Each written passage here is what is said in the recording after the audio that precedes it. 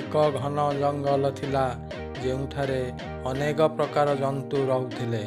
ଏଠାରେ ସିଂହ, ଠେକୁଆ, ବିଭିନ୍ନ ପ୍ରକାର ପକ୍ଷୀ, କୋକିଶିଆଳି, ଭାଲୁ, ମାଙ୍କଡ଼, ମୟୂର, ହାତୀ ଏବଂ ଅନେକ ଜନ୍ତୁ ବସବାସ କରୁଥିଲେ।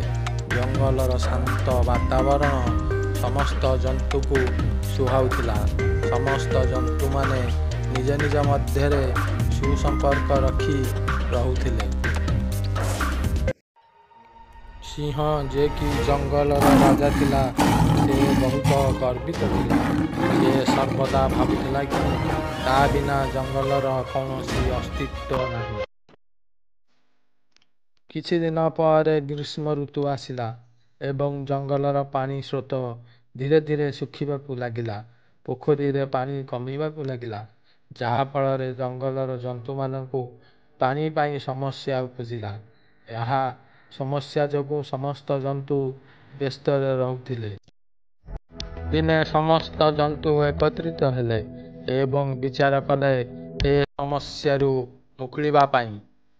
ଭାଲୁ ମନ୍ତ୍ରୀ କହିଲେ, ଯଦି ଆମେମାନେ ଏମିତି ଅଲଗା ଅଲଗା ଚେଷ୍ଟା କରିବା ତେବେ ଆମେ ସମସ୍ତେ ଶୋଷରେ ମରିଯିବା। ହାତୀ ବଡ଼ ପାଟିରେ କହିଲା, ଠିକ୍ କହୁଛ। ଠେକୁଆ କହିଲା, ଆମେ ସମସ୍ତେ ମିଶି କିଛି କରିବାକୁ ହେବ। କିନ୍ତୁ ସିଂହ ଭାବିଲା, ମୋର କାହାର ସାହାଯ୍ୟ ଆବଶ୍ୟକ ଦରକାର ନାହିଁ। ମୁଁ ଏକାକୀ ଏ ସମସ୍ୟାର ସମାଧାନ ବାହାର କରିବି। ଅନ୍ୟପଟେ ସମସ୍ତ ଜନ୍ତୁ ସହମତ ହେଲେ ଯେ ସମସ୍ତେ ଏକାଠି ହୋଇ ପାଣିର ଅନୁସନ୍ଧାନ କରିବା ଆବଶ୍ୟକ।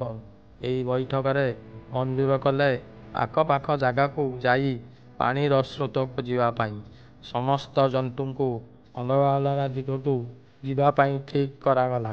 ହାତୀ, କୋକିଶିଆଳି ଏବଂ ଠେକୁଆ ପଶ୍ଚିମ ଦିଗକୁ ପାଣିର ସ୍ରୋତ ଖୋଜିବା ପାଇଁ ଗଲେ। ମାଙ୍କଡ଼, ହରିଣ ଏବଂ ମୟୂର ପୂର୍ବ ଦିଗକୁ ପାଣିର ସ୍ରୋତ ଖୋଜିବା ପାଇଁ ଗଲେ। ଭାଲୁ କହିଲା, ସେ ଉତ୍ତର ଦିଗକୁ ଯାଇ ପାହାଡ଼ ଜାଗାରେ ପାଣିର ସ୍ରୋତ ଖୋଜିବ ଏବଂ ଉତ୍ତର ଦିଗକୁ ଅଗ୍ରସର ହେଲା।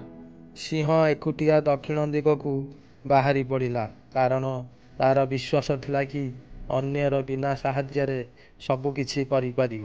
ସିଂହକୁ ରାସ୍ତାରେ ବହୁତ କଠିନ ସମସ୍ୟା ସମାଧାନ କରିବାକୁ ପଡ଼ିଲା। ସେ ଦିନସାରା ଜଙ୍ଗଲରେ ବୁଲୁଥିଲା, କିନ୍ତୁ କୌଣସି ଜାଗାରେ ପାଣି ମିଳିଲା ନାହିଁ। ହାଲିଆ ଏବଂ ଶୋଷରେ ତାର ଦେହ ଖରାପ ହେବାକୁ ଲାଗିଲା। ଧୀରେ ଧୀରେ ସେ ବୁଝିପାରିଲା କି ଏକୁଟିଆ କାମ କରିବା ଏତେ ସହଜ ନୁହେଁ। ସନ୍ଧ୍ୟା ଭିତରେ ସିଂହ ପୂରାପୂରି ହାଲିଆ ହୋଇଯାଇଥିଲା ଏବଂ ସେ ଅନୁମାନ କରିପାରିଥିଲା କି ଅନ୍ୟ ଜନ୍ତୁମାନଙ୍କର ଅବସ୍ଥା କ'ଣ ହେଉଥିବ। ବାକି ଜନ୍ତୁମାନେ ସେମାନଙ୍କ ରାସ୍ତାରେ ଚାଲୁଥିଲେ। ହାତୀ ଏବଂ ଠେକୁଆ ଏକ ଗଭୀର କୂପ ପାଇଲେ, କିନ୍ତୁ ସେହି କୂପରେ ବହୁତ କମ୍ ପାଣି ଥିଲା।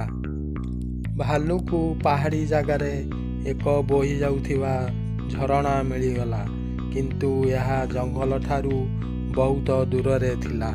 ତା ପରଦିନ ସବୁ ଜନ୍ତୁ ଏକାଠି ହେଲେ ଏବଂ ସେମାନଙ୍କର ସନ୍ଧାନ ବିଷୟରେ କହିଲେ। ଭାଲୁର ଝରଣା ଠାବ କଥା ଶୁଣି ସମସ୍ତେ ଖୁସି ହେଲେ, କିନ୍ତୁ ଦୂରରେ ବୋଲି ସମସ୍ତଙ୍କର ସମସ୍ୟା ଥିଲା। କୋକିଶିଆଳି କହିଲା, ଯଦି ଆମେ ଝରଣାର ପାଣି ଆଣି ଜଙ୍ଗଲରେ ଜମା କରିବା ତେବେ ସମସ୍ତ ଜନ୍ତୁଙ୍କୁ ପିଇବା ପାଣି ମିଳିପାରିବ। ସିଂହ ଏକଥାକୁ ସମର୍ଥନ କଲା ଏବଂ ସମସ୍ତ ଜନ୍ତୁଙ୍କୁ ଭୁଲ ମାଗିଲା ଏବଂ କହିଲା, ବର୍ତ୍ତମାନ ଠାରୁ ଆମେ ସମସ୍ତେ ମିଳିମିଶି ଏହି ସମସ୍ୟାକୁ ସମାଧାନ କରିବା। ଏହି ଘଟଣା ପରେ ଜଙ୍ଗଲର ସମସ୍ତ ଜନ୍ତୁଙ୍କ ମଧ୍ୟରେ ଆଗ ଅପେକ୍ଷା ଏବେ ସମ୍ପର୍କ ଅଧିକ ସୁଦୃଢ଼ ହେଲା। ସିଂହ ଆଗରୁ ଏକୁଟିଆ ରହିବାକୁ ପସନ୍ଦ କରୁଥିଲା, କିନ୍ତୁ ଏବେ ସମସ୍ତଙ୍କ ସହ ମିଳିମିଶି ରହିବା ଏବଂ କାମ କରିବାକୁ ପସନ୍ଦ କଲା। ସେ ବୁଝିପାରିଲା, ଏକୁଟିଆ ରହିବା ଠାରୁ ସମସ୍ତଙ୍କ ସହ ମିଶି ରହିବା ବହୁତ ଭଲ। ଜଙ୍ଗଲରେ କେବଳ ଶାନ୍ତି ସହିତ ଜନ୍ତୁଙ୍କ ମଧ୍ୟରେ ମଧୁର ସମ୍ପର୍କ ବଢ଼ିଗଲା। ଜଙ୍ଗଲର ଜନ୍ତୁ ପ୍ରମାଣ କରି ଦେଖାଇଲେ ଯେ କୌଣସି ସମସ୍ୟା ଆସିଲେ ସମସ୍ତେ ମିଶି ସମାଧାନର ବାଟ ଖୋଜିଲେ ସହଜରେ ସମାଧାନ ବାଟ ସମ୍ଭବ ହେବ।